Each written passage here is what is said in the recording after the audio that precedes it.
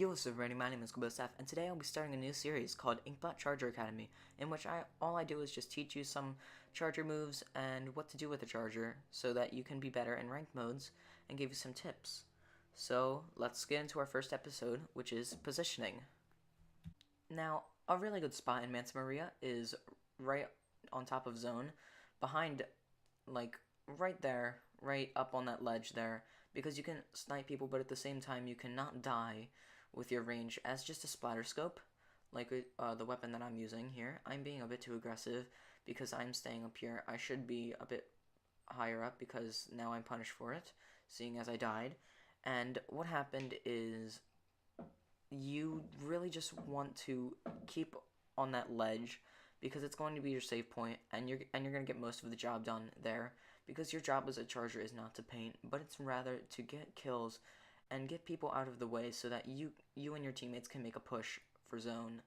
objective, or whatever it may be.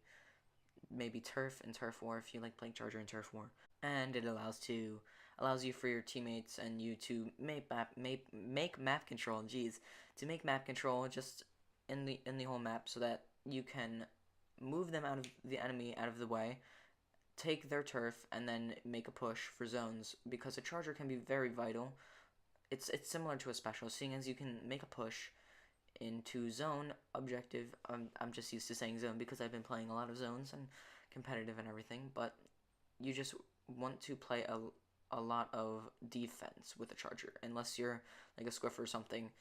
or a bamboozler, because they are going to be more aggressive weapons, and you don't want to be very aggressive with a longer range weapon like an E-leader or a splatter scope.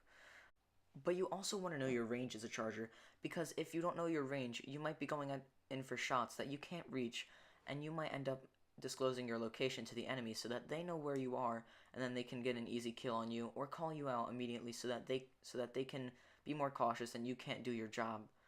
But once you do that,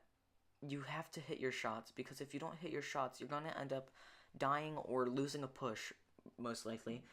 and that is probably because you're not going to know your range. You want to know your range so that, like I said just earlier, you can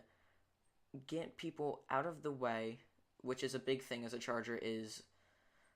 moving people around and getting people to go where you want them to go, to set them up either for your teammates or to get them just out of the map where you want them to. And with range comes great responsibility, because the range that you have is important, but it can also be your downfall, because like I said, if you are too aggressive, then it's going to result in you dying from you being a charger and running in like you can hit everything, which some people can hit everything, but it's still not a good move even if you can hit everything, because people will lose their ability somewhat, if that makes sense, but people will get panicked during a match if they're aggressed by someone, and that's only human, unless you're a robot. Mark Zuckerberg, I'm looking at you. But your range is vital in playing charger, and any weapon really,